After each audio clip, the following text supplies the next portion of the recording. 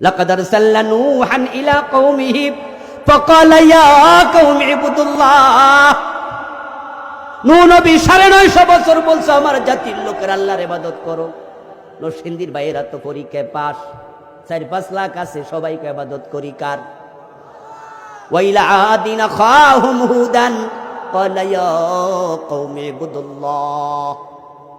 ওয়াইলা সামুদ আখাহুম সালিহা فقال يا قوم اعبدوا الله وإلى مدين أخاهم شعيبا قال يا قوم اعبدوا الله। হুদ নবী তাই বলেছে, সালেহ নবী তাই বলেছে, হযরত শুআয়ব তাই বলেছে, হযরত নূহ তাই বলেছে। ইবাদত কার? কথা বলেন, ইবাদত কার? তো নরসিংদীর 5 লাখ মুসলমান সবাই তো আল্লাহর, সব তো জান্নাতি। নরসিংদী জাহান্নামী আছে কইল কেডা? কারণ ইবাদতকারীরা জান্নাতি, তার প্রমাণ কিন্তু কোরআন। যত লোক জান্নাতে যাবে সবাইকে জান্নাতে যাওয়ার আগে ইবাদতকারীর কাতারে দাঁড়াতে হবে। ফাদখুলি ফি ইবাদি ওয়াদখুলি জান্নাতি। আল্লাহ তাআলা বলছেন, তিনি বলবেন কিয়ামতের দিন, ও প্রশান্ত আত্মারা, তোমরা আমার ইবাদতকারী গোলামের কাতারে দাঁড়াও। সবাই দাঁড়াবে যারা ইবাদত করছে আল্লাহর। এবার আল্লাহ বলবেন ওয়াদখুলি জান্নাতি, এবার জান্নাতে চলে যাও। তাহলে 5 লাখ লোক একত্র হলো, সবাই আল্লাহর ইবাদত করি। প্রথম প্রশ্নের উত্তর শেষ, এখন প্রশ্ন নাম্বার 2। কথা কিন্তু জবাব দিবেন একটু দয়া করে। 2 নাম্বার প্রশ্নটা হলো, নরসিংদীতে চুরি ডাকাতি আছে না নাই? এ চুরিটি কারা করে? হিন্দু বৌদ্ধরা। কারণ ইবাদতকারীরা তো চুর হইতে পারে না, তাই কেউ নরসিংদীর মুসলমান চুরি করে না, ঠিক না? নরসিংদীতে কিছু চোর ডাকাত আছে না নাই? সব হিন্দু বৌদ্ধ। উত্তর হলো, হুজুর এখানে আমরা যারা আল্লাহর ইবাদত করি, প্রথম প্রশ্নের জবাব দিছি, এখানে 2-4 জন চোর আছে। ইবাদত করে কার? আবার চুরিও মাঝে মাঝে। নরসিংদীতে গাঁজা, হেরোইন, পেনসিডিল, ইয়াবা নামক বাবা আছে না নাই? সব হিন্দু বৌদ্ধরা খায় না হুজুর, এখানে কিছু ইয়াবা খোর। নরসিংদীতে সুদখোর আছে না নাই? ঘুষখোর আছে না নাই? পরের জমি দখল করে এমন আছে না নাই? তো 5 লাখের ভিতরে তো সব আল্লাহর ইবাদত করে, তাহলে জমিটা দখল করে কেডা? ঘুষে টাকা সুদ খায় কেডা? ঘুষ খায় কেডা?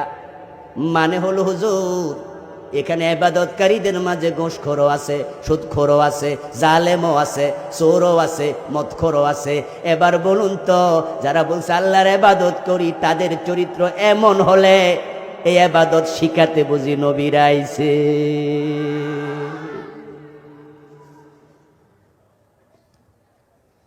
আসলে আমরা মনে করছি আমরা তো আল্লাহর ইবাদত করছি। এর কারণ হলো, ফজরে আজান হলো মসজিদে গিয়েছি, মন্দিরে যাই নাই। জোহরে আজান হলো আবার মসজিদে গিয়েছি, কোনো ফেগোডায় যাই নাই।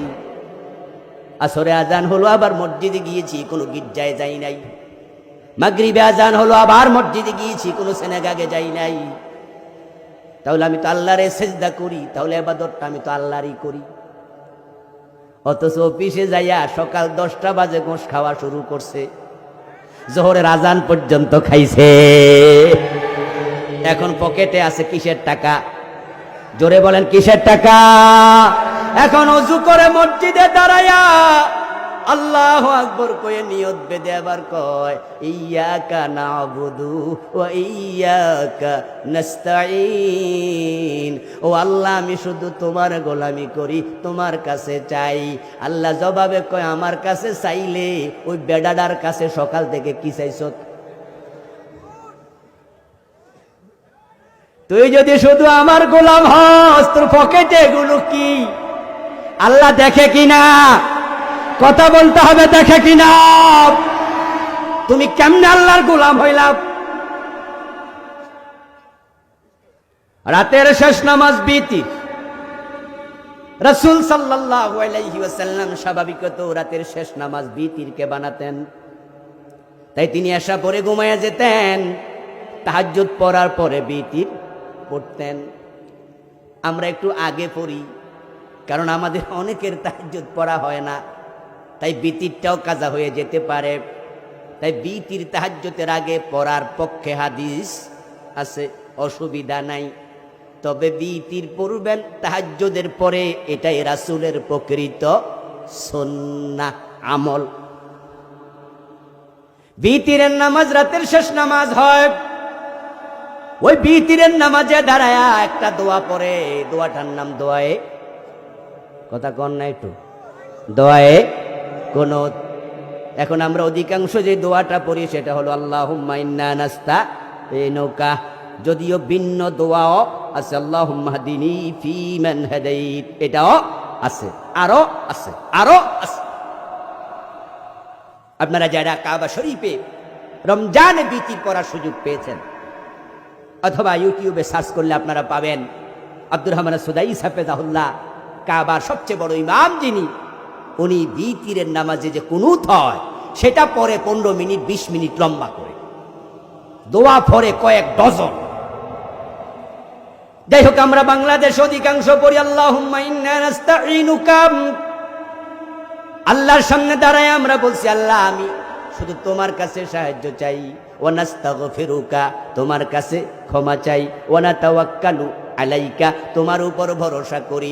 বলতে বলতে ওয়া নাতরুকু মাইয়াফজুরুকা, ও আল্লাহ আমি তো তোমার গোলাম, আমি তো খারাপ না, পাপাচারী না, যারা পাপ করে আমি তাদের সাথে সম্পর্ক রাখি না।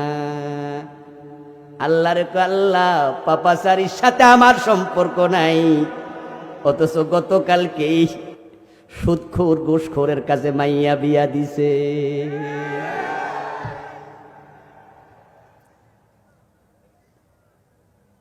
ওয়ানাতুরুকু মাইয়াবজুরুকা, আল্লাহ পাপাচারীকে আমি ছেড়ে দিয়েছি, তার সাথে আমার সম্পর্ক নাই। আপনি পবিত্র অবস্থায় পবিত্র জায়গায় দাঁড়ায়াম আল্লাহর কাছে নিজে নিজে বলতেছেন। আল্লাহকে আপনারে জোর কইরা কথাগুলো কয়তাছে, কথা বলেন না কেন? কোন ফেরেশতা কি থাপড়াইছে আপনারে যেগুলা কহ? আপনি বলতেছেন ওয়ানাতরুকু মাইয়াফজুরুকা, পাপিষ্ঠের সাথে আমার সম্পর্ক নাই। অথচ আল্লাহ দেখছে মাগরিবের নামাজ পড়ার পরে এশারের নামাজ আসার আগে এমন বেডার নির্বাচনী স্লোগান দিছেন, অমুক ভাইয়ের চরিত্র কি কইছে, ফুলের মতো পবিত্র, অথচ হে নামাজ পড়ো না 1 ওয়াক্ত, গাঁজা খায় 5 ওয়াক্ত।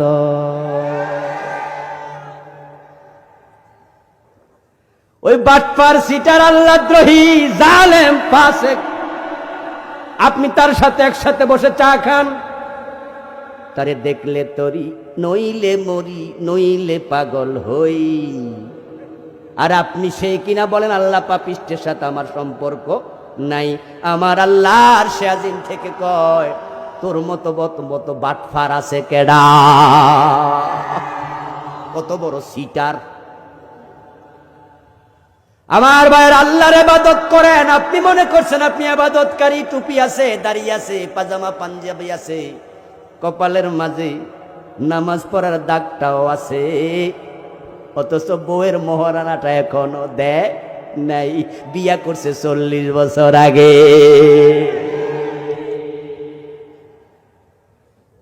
আপনাদের কাছ থেকে জানতে চাই, বউর মোহরানা দেয়াটা নফল না ফরজ? ফরজ তরক করা জায়েজ না হারাম?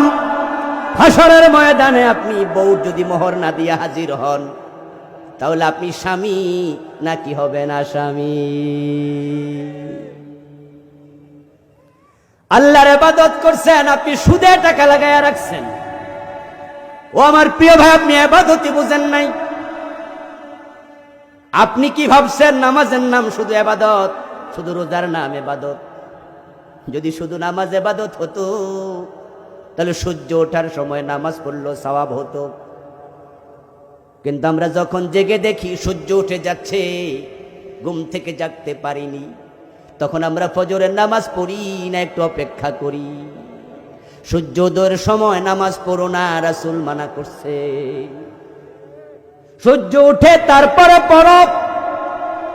যদি নামাজ পড়লে সওয়াব হতো, ইবাদত হতো বিনা শর্তে, তাহলে সূর্য ওঠার সময় নামাজ পড়লে সওয়াব হতো। শুধু রোজার নামে ইবাদত যদি হতো, ঈদের দিনও রোজা রাখলে সওয়াব হতো। কিন্তু আওয়াজ করে বলুন তো, ঈদের দিন রোজা রাখা জায়েজ না হারাম? রাখলে সওয়াব হবে না গুনাহ হবে? কেন রোজা রাখলে কেন গুনাহ হবে? কি আজীব কথাবার্তা বলছেন। ঈদের দিন রোজা রাখলে গুনাহ কেন হবে? এর কারণ ঈদের দিন রোজা রাখতে বিশ্ব নবী মানা করছে, ঠিক না? ঠিক না?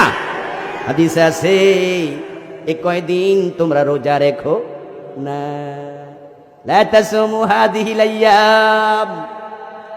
রমজানের ঈদের দিন, কোরবানির ঈদের দিন এবং তারপরে আরো 3 দিন, মোট 5 দিন তোমরা রোজা রাখিও না। ফা ইন্নাহা আইয়ামু আকলিন ওয়া শারবিন ওয়া বিআন। এই 5 দিন আল্লাহর পক্ষ থেকে যে আফত, সুবহানাল্লাহ পড়েন, আল্লাহর পক্ষ থেকে যে আফত। কুলু মিনহা ওয়া আতইমুল বাইসাল ফাকির। ও ধনীরা, যেই কোরবানের পশু আপনি জবাই করেছেন, আপনার রব কোরআন মাজিদে বলেন, একা খাইও না, নিজে খাও এবং ফকিরকে দাও। আমি যে আপদ ঘোষণা করেছি যেহেতু আমার রাসূলের মাধ্যমে, এখন ধনীদের পক্ষ থেকে গরিবদের খাবার না দিলে তারা খাবার পাবে কই? ঈদের দিন রোজা রাখলে গুনাহ হয়, এতে বোঝা যায় রোজা রাখলে ইবাদত নয় মূলত, নামাজ পড়লে ইবাদত নয় মূলত। ইবাদত হলো আল্লাহর আইন মেনে নেয়ার নাম। তা সূর্য ওঠার সময় নামাজ পড়লে গুনাহ হয়, আগে পড়লে সওয়াব হয়। ঈদের দিন রোজা রাখলে গুনাহ হয়, ঈদের আগে রমজানের রোজা রাখা ফরজ, সওয়াব হয়। তাহলে বোঝা যায় নামাজ রোজা নয়, মূলত ইবাদত হলো আল্লাহর আইন মেনে চলার নাম। আল্লাহ এবং রাসূল যা করতে বলেছেন তা করার নাম ইবাদত, যা ছাড়তে বলেছেন তা ছাড়ার নাম ইবাদত। নামাজ, রোজা, হজ, যাকাত এগুলো ইবাদতের এক একটা গুরুত্বপূর্ণ অংশ মাত্র, গুরুত্বপূর্ণ অংশ, ইম্পর্টেন্ট অংশ। যেমন বন্ধু আমার, আমি আবুল কালাম আজাদ, আপনি আব্দুল্লাহ আব্দুর রহমান, আপনাকে বলা হয় মানুষ, ঠিক না? কথা বলুন, কি বলা হয়? মানুষ। কিন্তু আপনার কলিজার নাম মানুষ নাকি?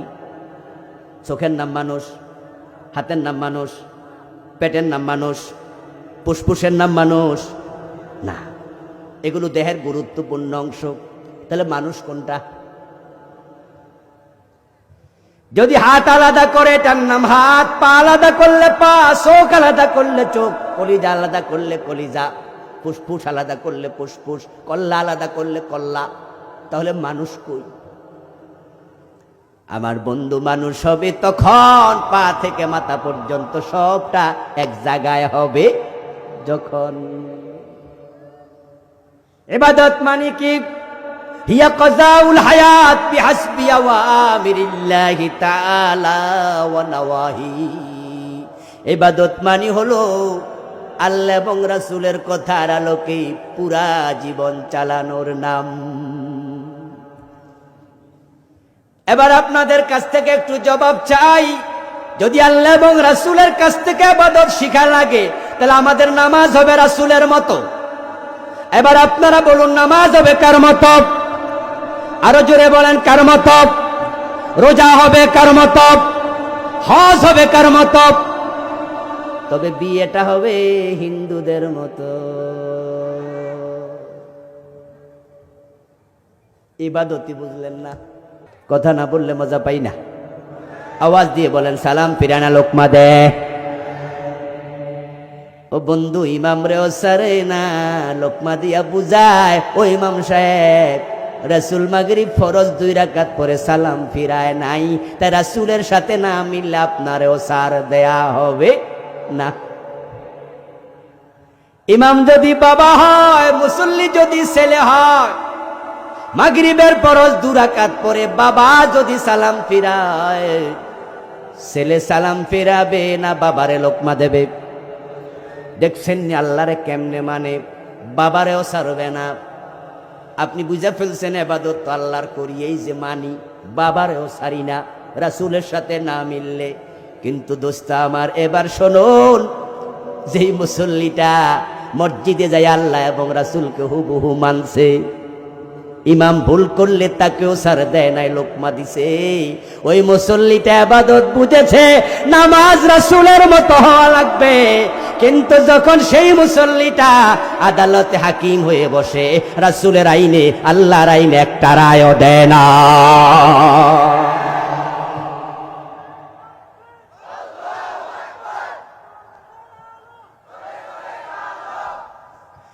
আমার মুসলমান ভাই,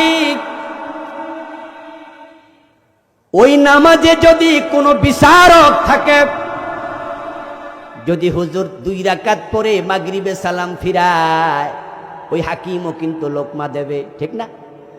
উনিও লোকমা দেবে, বুঝাবে হুজুর রাসূলের মতো হয় নাই, আল্লাহর নবী তো মাগরিবের ফরজ 3 রাকাত পরে সালাম ফিরাইছে, আপনি 2 রাকাত পরে ফিরাইলেন কেন?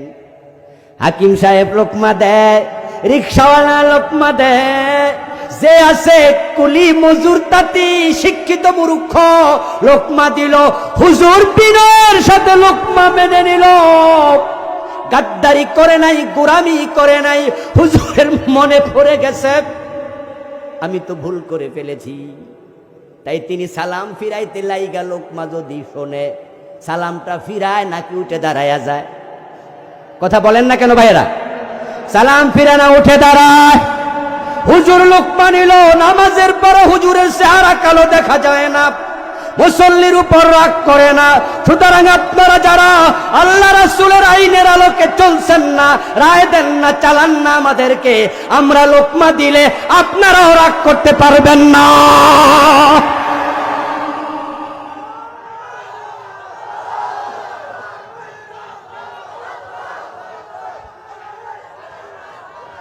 আমার ভাইয়েরা, জীবনের সব জায়গায় আল্লাহর আইন, রাসূলের আইন মেনে নেয়ার নামই হলো ইবাদত। এখন বলুন তো, কলিজা ভালো আছে, ফুসফুস পয়সা গেছে, বাঁচবে তো? কি রে ভাই, না, হ্যাঁ জোরে কর নাই। কলিজা ভালো, ফুসফুস পচা, বাঁচবে?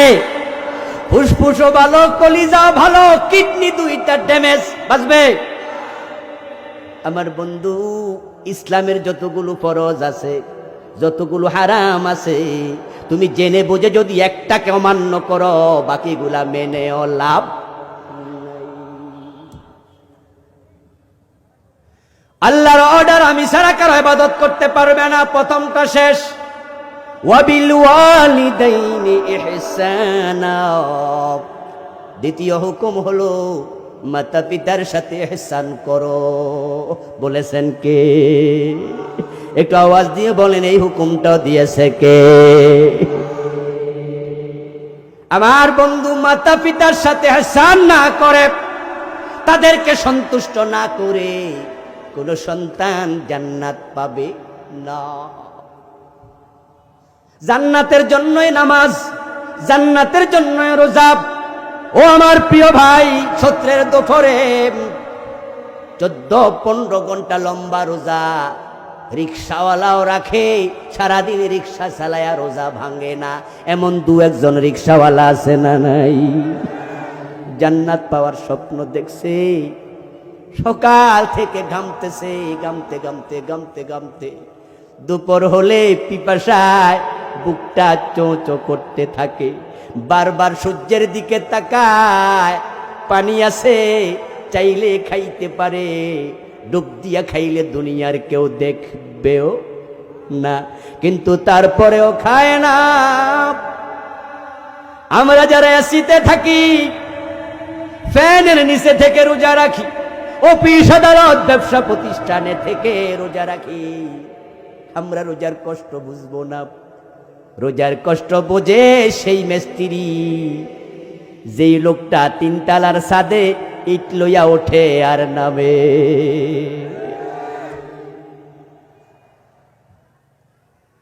ও ভাইরা, ট্রাক স্ট্যান্ডে গেলে দেখবেন 2 মণি ওজন বস্তা ট্রাক থেকে কাঁধে নিয়ে নামায়, লোড আনলোড করে, গায়ের ঘাম জড়তে থাকে, ক্ষুধায় পেট চোঁচো করে, তারপরেও ভাঙে না রোজা। এমন 2-1 দিনমজুর শ্রমিক আছে না নাই? আমি নিজে দেখেছি, রিক্সা চালাচ্ছে বুড়ো মানুষ, মনে হয় যেন আর পারবে না। রোজার মাস, জিজ্ঞাসা করলাম, চাচা রোজা রাখছেন নাকি? জবাব দে ছোট্ট করে, হুজুর কোনদিন রোজা ভাঙ্গি না। যেই জান্নাতের জন্য 14 দিবসের রোজা, যেই জান্নাতের জন্য শীতের মাঝে ফজরের নামাজ, সেই জান্নাতের জন্য 5 লাখ টাকা খরচ করে মক্কায় দৌড়ায়া যান হজ করার জন্য, ওই জান্নাতটা কখনো পাবেন না যদি মা বাবা আপনার উপরে খুশি না থাকে। ওয়াবুদুল্লাহ ওয়ালা তুশরিকু বিহি শাইআ ওয়া বিল ওয়ালিদাইনি ইহসানা। কোরআনে বারবার আল্লাহ তাআলা ইবাদতের সাথে পিতামাতার ইহসানকে জুড়ে দিয়েছেন কাছাকাছি শব্দ দিয়ে। পিতামাতার সন্তুষ্টি আপনার জান্নাতের উপলক্ষ। যে মসজিদে আপনি যান ওই মসজিদে জান্নাত নাই, যে মক্কায় দৌড়ায়া গেছেন হজের জন্য সেখানে জান্নাত নাই, রোজা রাখছেন রোজার মাঝে জান্নাত নাই। আল্লাহ জান্নাতটা বানাইছে, নবী মুহাম্মদ বলেন ওই জান্নাতটা আল্লাহ রাখছে তোমার মায়ের পায়ের নিচে। এক সাহাবী বিশ্ব নবীর কাছে গেলেন, ইয়া রাসূলুল্লাহ, আমি জিহাদ করতে চাই, ইন্নী আশতাহিল জিহাদ ওয়ালা মাকদির আলাই। হুজুর আমি জিহাদে যেতে চাই অন্যদের মতোই, কিন্তু আমি তো অসুস্থ, আমার সক্ষমতা নাই, জিহাদ করার মতো শক্তি আমার গায়ে নাই। বিশ্বনবী তার দিকে তাকায়া বলেন, মা বাবা কেউ বেঁচে আছে নাকি? সে বলে উম্মি। হ্যাঁ হুজুর আমার মা বেঁচে আছে। আল্লাহর হাবিব বলেন, যাও যাও তার খেদমত করো, ফাইনাল জান্নাহ ইনদা রিজলিহা, জান্নাত তার পায়ের কাছে আছে। আল জান্নাতু তাহতা আকদামিল উম্মাহাত, জান্নাত মায়ের পায়ের নিচে। قال النبي صلى الله عليه وسلم الوالد اوسط ابواب الجنه। ও আমার প্রিয় ভাইরা, রাসূল বলেন বাবা হলো জান্নাতের সবচেয়ে বড় দরজা। ঢুকতে চাও বাবার কাছে যাও।